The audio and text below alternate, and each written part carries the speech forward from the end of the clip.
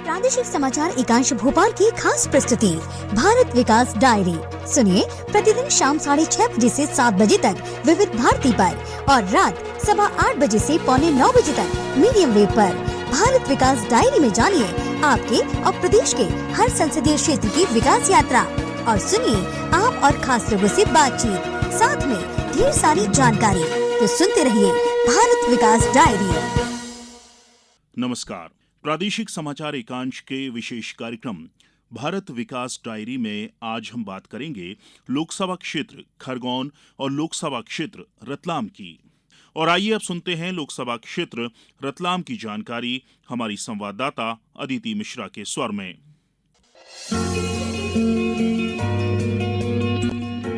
भारत विकास diary. सेब, साड़ी और सोने के लिए विश्व भर में पहचान बनाने वाला रतलाम जिला मां कालका की नगरी के नाम से भी प्रसिद्ध है। रतलाम जिला 3 अलग अलग लोकसभा सीटों में बंटने वाला जिला है, जो संभवतः प्रदेश में एकमात्र है। रतलाम जिले की 3 विधानसभाएं रतलाम झाबुआ संसदीय सीट में, जबकि जावरा विधानसभा मंदसौर संसदीय क्षेत्र और ताल आलोट बड़ावदा का क्षेत्र उज्जैन संसदीय क्षेत्र में शामिल है। ऐसे में रतलाम जिला 3 अलग अलग संसदीय क्षेत्रों का प्रतिनिधित्व करता है, लेकिन रतलाम सबसे महत्वपूर्ण रूप से रतलाम झाबुआ संसदीय क्षेत्र में गिनी जाती है। इस सीट को पहले झाबुआ संसदीय क्षेत्र के नाम से जाना जाता था, लेकिन संसदीय निर्वाचन क्षेत्रों के परिसीमन के बाद 2008 में इस लोकसभा सीट का नाम बदलकर रतलाम लोकसभा सीट हुआ है। इस निर्वाचन क्षेत्र में पूरे अलीराजपुर और झाबुआ जिले शामिल हैं, जबकि रतलाम जिले की 3 विधानसभाएं इसका हिस्सा हैं। यह क्षेत्र मालवा का एक प्रमुख केंद्र और एक प्रमुख सीट है। विशेष रूप से अनुसूचित जनजाति के उम्मीदवारों के लिए आरक्षित इस सीट पर हमेशा से ही रोचकता बनी रही है। वर्तमान में इस लोकसभा सीट के तहत 8 विधानसभाएं आती हैं और इन 8 विधानसभाओं में से 7 विधानसभाएं भी अनुसूचित जनजाति के लिए आरक्षित विधानसभा सीटें हैं। इस लोकसभा सीट के तहत आने वाली अलीराजपुर, जोबट, झाबुआ, थांदला, पेटलावद, रतलाम ग्रामीण और सैलाना विधानसभा सीट अनुसूचित जाति आरक्षित सीट हैं, जबकि रतलाम शहर एकमात्र सामान्य सीट है। इन 8 विधानसभा क्षेत्रों को मिलकर रतलाम संसदीय क्षेत्र बनता है। सामाजिक ताने बाने की बात की जाए तो रतलाम मध्य प्रदेश का सबसे पश्चिमी क्षेत्र है, जिसकी सीमाएं राजस्थान को छूती हैं। वहीं इसके समीपवर्ती जिले झाबुआ की सीमा गुजरात को छूती है। रतलाम, जहां राजा रतन सिंह जी ने बसाया, और यह शहर सेब और अपने नमकीन के लिए विश्व भर में प्रसिद्ध है। यहाँ का सोना और इसकी चमक के साथ ही सोने की ठोस और सोने की शिल्पकारी भी बहुत प्रसिद्ध है। मावा साड़ी और समोसा कचौरी यहाँ का प्रमुख व्यवसाय है। दूसरी ओर झाबुआ जिला आदिवासी संस्कृति के संरक्षण, हिंगोट से लेकर वहां होने वाले मेलों के लिए विश्व भर में जाना जाता है। रतलाम जिले में करीब 11,70,000 वोटर हैं, लेकिन रतलाम संसदीय क्षेत्र में इनमें से केवल 6,48,000 ही रतलाम झाबुआ संसदीय निर्वाचन क्षेत्र के तहत वोट देंगे, जबकि बचे हुए मंदसौर और उज्जैन के लिए।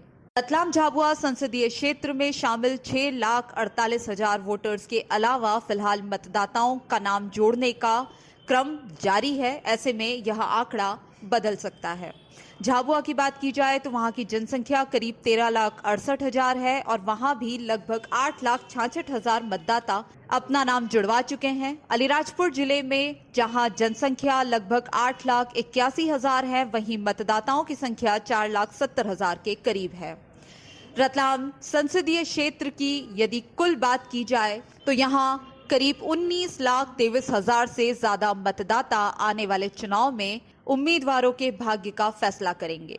एक बहुत ही रोचक और सकारात्मक पहलू यह है कि रतलाम झाबुआ संसदीय क्षेत्र में मतदाताओं में महिलाओं की भागीदारी यानी वोटरों की संख्या पुरुषों के बिल्कुल बराबर है। रतलाम उन चुनिंदा सीटों में है जहां प्रति 1000 पुरुषों पर लगभग 9,999 महिलाएं हैं। लगभग 9,51,000 महिला मतदाता और लगभग 9,52,000 पुरुष मतदाता आने वाले चुनाव में भाग ले सकते। 2014 के चुनाव में इस सीट पर लगभग 63% मतदान हुआ था, जिसे बढ़ाकर 2019 में हुए आम चुनाव में 75% तक लाने में जिला प्रशासन और निर्वाचन विभाग सफल रहा था। फिलहाल भी स्वीप के तहत अलग अलग गतिविधियों के जरिए इस निर्वाचन के आंकड़े को और ज्यादा बढ़ाने का प्रयास चल रहा है। निर्वाचन विभाग और जिला प्रशासन सामान्य रूप से यहां भीली बोली और स्थानीय आदिवासियों को प्रेरित करने के लिए लोक नृत्यों का भी सहारा लेता आया है। वर्तमान में भी अलग अलग बूथों पर सुरक्षा और अन्य दृष्टिकोण से बैठकों का आयोजन शुरू हो चुका है। रतलाम, झाबुआ और अलीराजपुर जिले का जिला प्रशासन समन्वय के साथ इस निर्वाचन को लेकर बैठकों का आयोजन कर रहा है। राजस्थान और गुजरात की सीमावर्ती क्षेत्र होने के कारण अन्य राज्यों के जिला प्रशासन से भी यहां संपर्क जारी है। वहीं अगर बात करें सामाजिक रूप से आए बदलावों की, तो केंद्र सरकार द्वारा पिछले 10 सालों से चलाई गई योजनाओं में इस विशेष रूप से अनुसूचित जनजाति बहुल्य क्षेत्र में बहुत लाभ देखने को मिल रहा है। हितग्राही जहां खुले मन से इन योजनाओं का लाभ लेने के बाद प्रतिक्रियाएं भी साझा कर रहे हैं, वहीं जिला प्रशासन और सामाजिक कार्यकर्ता भी दूरस्थ अंचलों तक इन योजनाओं का लाभ पहुंचाने में अपनी सक्रिय भागीदारी निभा रहे हैं। इन तीनों जिलों में ही यदि एक सामान्य रूप से देखा जाए तो सबसे ज्यादा लाभ प्रधानमंत्री उज्ज्वला योजना से हुआ है। विशेष रूप से जनजातीय और ग्रामीण बहुल्य इलाके होने के कारण यहाँ पूर्व में चूल्हों पर और लकड़ियों पर ही खाना बनाया जाता था, लेकिन वर्तमान में प्रधानमंत्री उज्ज्वला योजना के तहत 80,000 से भी ज्यादा महिलाओं को प्रत्येक जिलों में इनका लाभ मिला है और लाभ देने का सिलसिला अभी भी जारी है। इन महिलाओं को न केवल इस धुएं से मुक्ति मिली है, बल्कि उनके परिवारों की आर्थिक स्थितियों में सुधार के लिए पीएम विश्वकर्मा योजना, स्वरोजगार योजना और पीएम श्री स्कूलों के माध्यम से उच्च गुणवत्ता की शिक्षा को लेकर भी तैयारियां तेज हो रही हैं। जिला प्रशासन के अधिकारी बताते हैं कि इन तीनों जिलों में आदिवासी बहुल्य क्षेत्रों में विशेष रूप से कार्य किए जा रहे हैं, जिसके लिए समन्वय के प्रयास भी किए जाते हैं। स्थानीय बोलियों में योजनाओं का लाभ उनको मिल सके, लोग योजनाओं के बारे में जान सकें, इसके लिए कुछ दुभाषिए भी रखे गए हैं ताकि ग्रामीण क्षेत्रों में ये योजनाएं व्यापक रूप से पहुंच सकें। रतलाम जिले में संचालित हो रही केंद्र की योजनाओं के बारे में रतलाम के कलेक्टर भास्कर लक्षाकार ने आकाशवाणी से विस्तृत चर्चा करते हुए जानकारी भी दी। वे बताते हैं कि मुख्यतः जो योजनाएं हैं वो एक तो जो पीएम उज्ज्वला एक ऐसी योजना है, पीएम किसान एक ऐसी योजना है जिसको समाज के विभिन्न वर्गों को सीधे डायरेक्ट बेनिफिट ट्रांसफर उनसे लाभ पहुंचाया है। पीएम उज्ज्वला ने महिलाओं की जो समस्याएं हैं घरेलू कार्य की, उनको दूर करने का काम किया है। देन पीएम श्री स्कूल जो अभी बनने हैं वो उच्च गुणवत्तापूर्ण शिक्षा के लिए हमारे यहाँ पर बनाए जा रहे हैं। तो ये सारी जो योजनाएं हैं ये लोगों को सीधे लाभ पहुंचाने वाली योजनाएं हैं। प्रधानमंत्री आवास योजना के अंतर्गत जो ग्रामीण क्षेत्र है वहाँ पर हितग्राहियों का चिन्हांकन और उन हितग्राहियों को समय से किस्त नगदी निकायों और जिला पंचायत इत्यादि के द्वारा पहुंचा दी जाए, इसकी हम लोगों ने व्यवस्था करी थी। और उसका परिणाम यह भी आप देख सकते हैं कि जो हमारे यहाँ पर पीएमएवाई के जो अधिकांश कार्य हैं वो पूरे हो गए हैं और जो टोटल जो मकान बने उनमें से बमुश्किल 3400 ऐसे मकान सिर्फ शेष हैं जिन जो बनाए जाने हैं, किसी अलग कारणों से वो नहीं बने। अन्यथा आप देखेंगे कि एक बेहतर परफॉर्मेंस रतलाम जिले की टीम ने उसमें किया है। आयुष्मान में यद्यपि हम 3 टॉप जिलों में शामिल हैं, लेकिन फिर भी मैं ये कहूँगा कि इसमें हमें और इम्प्रूवमेंट करने की गुंजाइश है, क्योंकि आयुष्मान योजना से न सिर्फ उस व्यक्ति को, हितग्राही को लाभ मिलता है, बल्कि जो अस्पताल उसका इलाज कर रहा है उस अस्पताल को भी वित्तीय सहायता मिलती है और उसके आधार पर वो अस्पताल अपने अन्य कार्य और अधिक गुणवत्ता के साथ में संपन्न कर सकता है। आयुष्मान कार्ड जहाँ तक वितरित करने का प्रश्न है, जो पीवीसी कार्ड्स हैं वो वितरित उसके निरंतर किए जा रहे हैं। तो साथ ही साथ हम यह कोशिश कर रहे हैं कि आयुष्मान के अंतर्गत जो भी मरीज आते हैं उनका हम प्रॉपर तरीके से आयुष्मान के अंदर उनका रजिस्ट्रेशन करके उनकी पूरी जो पैकेज है उस पैकेज का लाभ हम मरीज को दे सकें और अस्पताल को दे सकें। सर, इन बातों से हट के मैं सवाल करना चाह रही हूँ कि आगामी लोकसभा चुनाव की तैयारियां क्योंकि अब तेज हो चुकी हैं, तो रतलाम में अप्रोक्सीमेटली क्या तैयारियां चल रही हैं? इसमें दरअसल 3 लोकसभा क्षेत्र लगते हैं और कुल जो इस जिले के जो वोटर्स की संख्या है वो लगभग 11 लाख है। और इसमें एक बहुत अच्छी बात यह है कि पुरुष और महिला मतदाता लगभग समान है। 1000 का जो प्रत्येक 1000 पुरुष पर 1000 महिला मतदाता, इस प्रकार से यहाँ पर स्थिति है। जहाँ तक अन्य विषयों पर तैयारी का प्रश्न है तो वो तैयारियां निरंतर जारी है। जो आवश्यक औपचारिक आदेश जारी करने होते हैं वो आदेश जारी किए गए हैं। एसएसटी, एफएसटी इत्यादि की टीम्स की तैयारी करी गई है। मास्टर ट्रेनर्स के द्वारा प्रशिक्षण उनको दिया जा चुका है।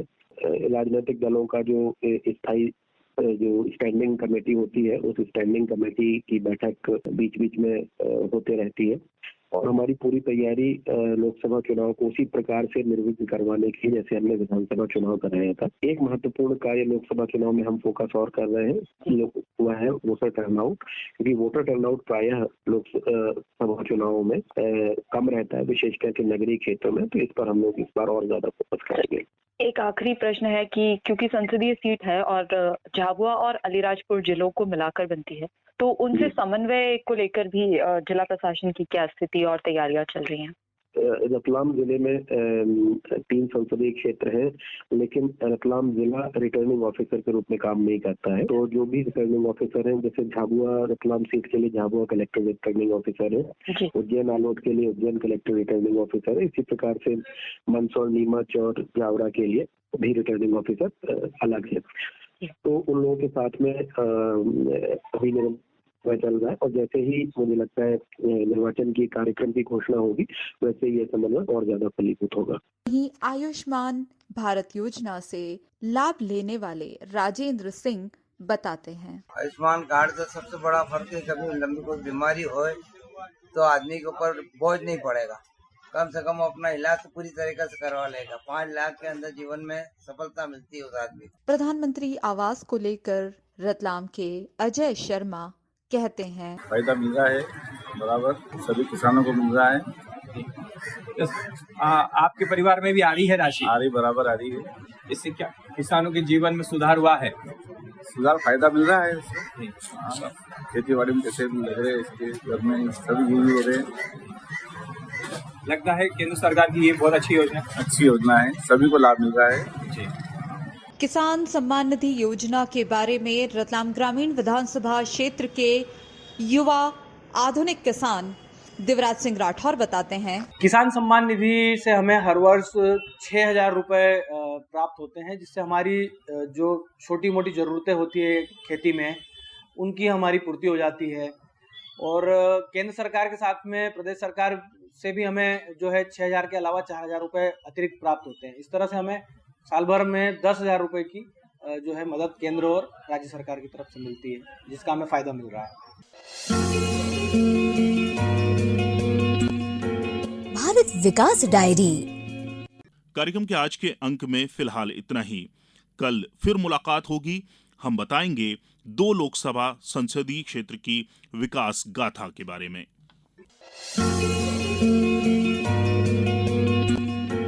भारत विकास डायरी।